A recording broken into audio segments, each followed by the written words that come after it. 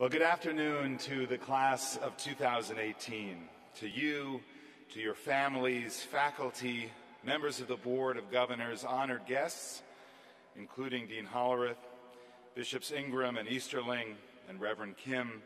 I want to offer my thanks. I am honored to be here. Wesley Seminary, under the leadership of David McAllister Wilson, is a vital institution in Washington, which both nurtures the soul but also elevates the important topic of faith and public policy through its Center for Public Theology, and I'm happy to join that conversation. I do wish my wife Beth could be here, whose connection to Foundry United Methodist Church here in Washington has been a pillar of our family's life. I am above all pleased to be here because this is a day of celebration, and we celebrate where we are, not just in this magnificent cathedral, but we are at the intersection of achievement and opportunity. For all of you in our first few rows, one leads to the other, and I think you know that the work ahead of you is work of true meaning. I'd like to tell you a story about my life that revealed something to me years later after it happened about why faith matters. I was 15 years old. My mother was driving me home from a speech tournament that I had won in California. With us in the car was my mother's friend and my speech and debate coach at the time, Ann Collins. Ann was older, a rather stern teacher, pretty buttoned up. She looked nervous during the ride that night, and so was I. I was used to my mother driving while she was drunk. But now Mrs. Collins was here to view what was the family secret. That night, my mother was swerving between lanes noticeably. I'd seen it before, even grabbed the wheel from the passenger seat on occasion to study the path, but not this night. This night, she would be pulled over, arrested, and taken away by the highway patrol. I remember the feeling as I was sitting in the back seat, feeling flush, frozen, panicked, but in the same moment, relieved. At least I didn't have to keep this secret any longer. I remember I apologized to Mrs. Collins the next morning, the morning my mother announced that she would go to Alcoholics Anonymous. Mrs. Collins was quick to say that an apology was unnecessary, that my mother needed my support now. She never asked how I was doing. Perhaps that's an unfair judgment. Perhaps she didn't want to pry. But what strikes me looking back at that day now, when I was 15 years old, is how alone I felt. No one was there, not even my own father, to tell me, yeah, this was a tough deal, but that it would be okay. For me, a secular Jewish kid growing up in Los Angeles, it was the absence of God that was so noticeable.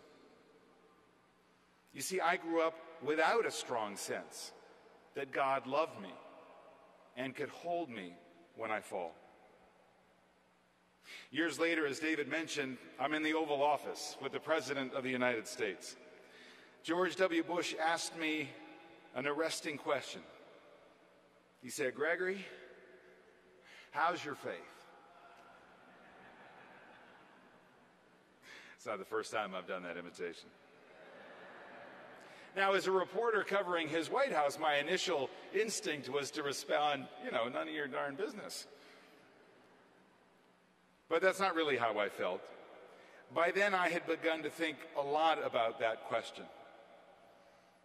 As an adult with success in my career and a loving family, I was challenging myself to ask larger questions about what mattered to me and who I really was. I began to study the Torah with a Jewish educator, and as a family, we began ritual observance like lighting Shabbat candles on Friday nights. And I began to pray. to open my heart to God, to forge a relationship.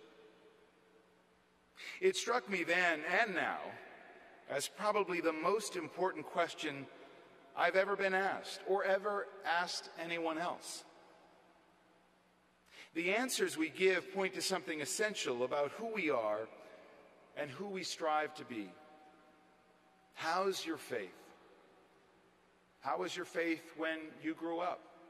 Was it stronger then? Where do you feel the faith that you have most powerfully? When? Where? With whom? Would your life be better if your faith were stronger? What I've come to realize, what so many of you already know, is that faith matters deeply to people. Some of us have a craving for a larger inner life, but we resist it. Maybe it feels too raw or vulnerable. Maybe we have trouble with the idea of a higher authority. Maybe it reminds us of a negative experience with organized religion. Maybe we simply can't find the words, we can't find the vocabulary to match that sense of longing. Maybe there's a lesson for us all in the big book, the basic text of Alcoholics Anonymous. We could wish to be moral, it says. We could wish to be philosophically comforted, but the needed power wasn't there. We had to find a power by which we could live, and it had to be a power greater than ourselves. I have written about my friend, Pastor Ginger Gaines Cirilli, the senior pastor at Foundry United Methodist Church. When Pastor Ginger first moved to Washington, she worked for a real estate association while going through ordination. She moved into a cubicle and filled it with religious artifacts, the objects and books that now fill her church office. Her co-workers gradually discovered that she was planning to become a pastor, and one by one, they stopped by her cubicle to unburden themselves about their spiritual lives or lack thereof. Co-workers she had never met came by to introduce themselves and start talking about the emptiness they felt. She still thinks about these encounters. It's as though we're all looking for permission to be more whole people, Pastor Ginger told me. For permission to say that this spiritual realm, this interior world, is actually a meaningful part of my life. When President Bush first asked me, "How's your faith?" I have to admit I was a bit intimidated by the question. I had spent most of my adult life on a supercharged path to success. Even when I began delving into a religious life more seriously, I was a little bit cautious. Come to think of it, I actually believe that my success was an obstacle to my spiritual growth. I didn't give all of myself. Cardinal Timothy Dolan told me once that the danger of a quote-unquote spiritual journey is that it can become an intellectual project, an intellectual exercise. Faith, he said, is an act of love. Faith is a dare. Love, we know, is about being vulnerable. That's how I felt when my professional life was turned upside down. That supercharged path to success at NBC News, culminating in my time as host of Meet the Press, turned around. My ratings went down, internal politics became more difficult, and I lost my job. It was public, and it was embarrassing. More than my job, I lost my identity. After all, who was I with being that guy on television? What would sustain me? That loss hurt, and in falling, I made mistakes. But in that fall, along the way, humility happened. I was brought low, and it was there that I found grounding in my faith. It was during that time I came to truly understand the spirit of the question that President Bush asked. It was an invitation to examine my life, my failings, my gifts, my blessings, my true potential. The humbling part about the spiritual journey, about that invitation is that the work doesn't end. The work of spiritual growth or spiritual awareness comes back to me to be a very simple question. Where is God? Where is God? That can be a tough one for a lot of people. We often go in search of God and conclude that God is somehow in exile, beyond our grasp. And yet, to be aware of our relationship with God, we should realize that we have it backward. God is in search of us, always in search of us. In the Bible, it's the first question God asks of Adam: where are you? Where are you? There is a well-known painting by William Holman Hunt based on a verse from the book of Revelation in the New Testament. Behold, it says, I stand at the door and knock. If any man hear my voice and open the door, I will come into him and will sup with him, and he with me. The image in the painting is of Jesus knocking at the door of a bungalow, and if you look closely at the painting, the door has no outside handle. The interpretation is clear that Jesus is always knocking. Jesus is always knocking at our heart. The knock is always his, one faith leader told me. Only we can open up. The Bible tells us that God isn't in the thunder, the lightning, or the earthquake. God is in the whispers, the still small voice that resides in each of us. To me, that is knowing God, experiencing and loving God. I believe that spirituality is about God bearing witness on our lives, but there's more. The famous Jewish rabbi Abraham Joshua Hessel wrote of this relationship, our task is to open our souls to him, to let him again enter our deeds, our deeds. And this, my friends, is a time that cries out for us to bring our interior life out into the open. What we need is indeed spiritual citizenship. There is a heaviness in our national life and in our communities.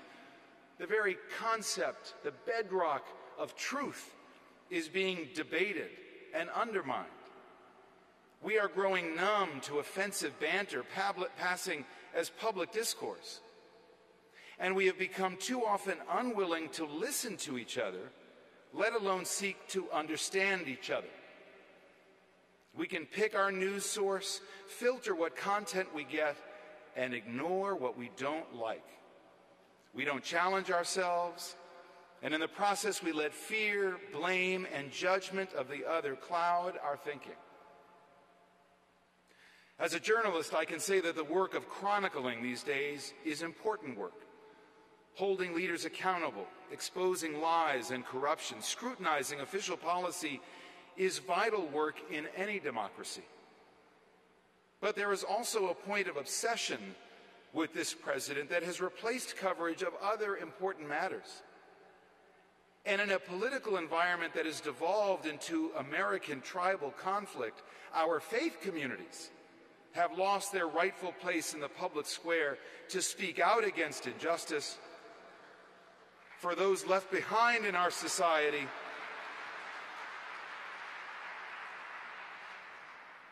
and about how a crisis of spirit leaves our public life to suffer.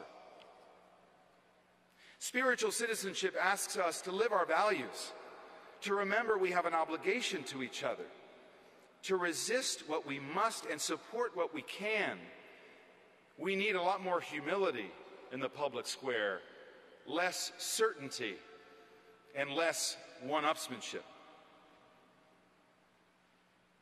My daughter was recently a bat mitzvah, and for her service project, she traveled to the Texas-Mexico border to support immigrant families who had just crossed the border. While there, she encountered an older man whose suitcase of belongings, all he had, was mistaken for donations that were taken from him. That encounter stayed with her as she thought about how she could help this man who had lost everything he came with because of a mistaken identity of his belongings. What she learned above all was the need for compassion. She read from the Torah, and her portion paralleled exactly her deeds. Love the stranger as yourself, she read, because you were once strangers in the land of Israel.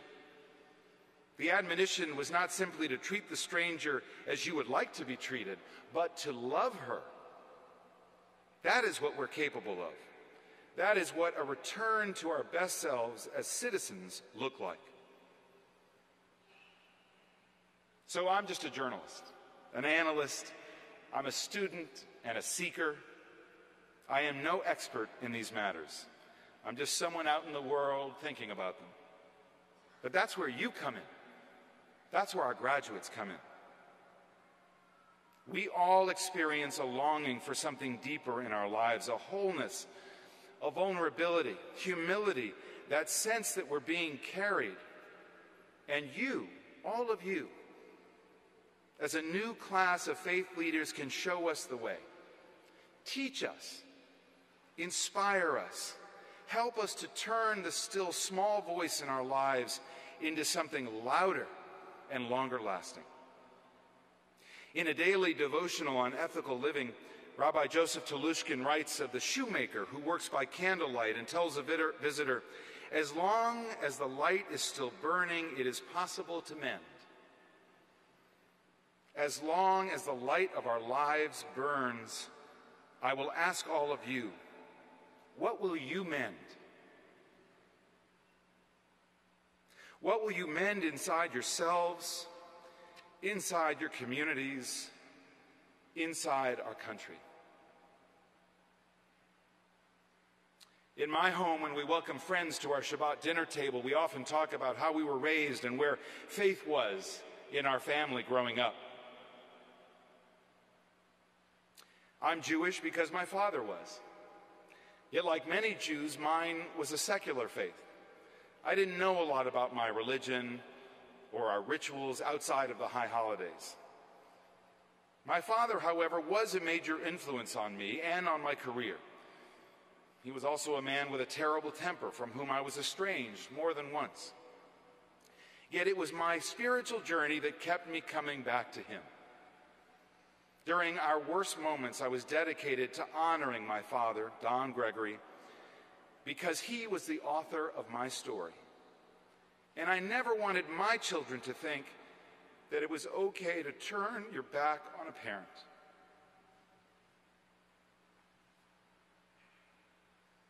My father was always proud of my work. At first, he was confounded by my religious search. He didn't really get it. He wasn't a religious man in the least. Yet as he got sicker and more vulnerable, I had an amazing experience. I was becoming the teacher of my father.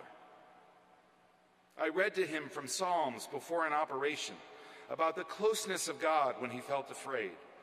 If I rise on the wings of the dawn, if I settle on the far side of the sea, even there, your hand will guide me.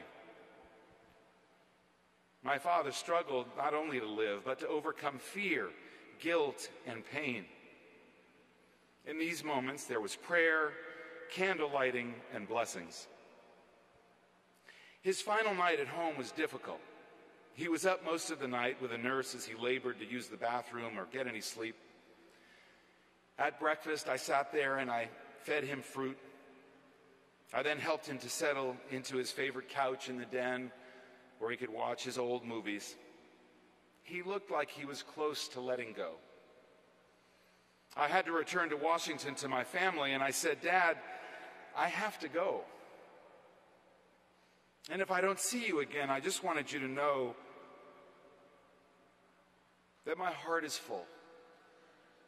I'm so blessed and happy that you were my father. And for all the difficulties we've had, there is nothing that has been left unsaid between us." I said I loved him. And I took out my prayer book and held his hand. I recited an ancient poem which is part of the Mourning Liturgy in Judaism. "Into your hands my soul I place, when I awake and when I sleep. God is with me, I shall not fear. Body and soul from harm shall he keep.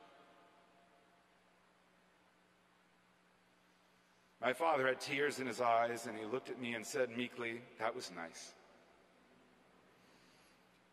I left, and he died the next day.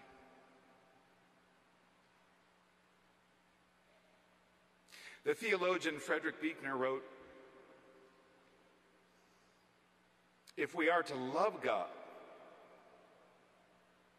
we must first stop, look, and listen for him in what is happening around us and inside us." For me and my dad, God was present in that moment, and I knew it. I knew it then. It made for a sweet parting, and it has made my own faith journey complete. Congratulations, and thank you.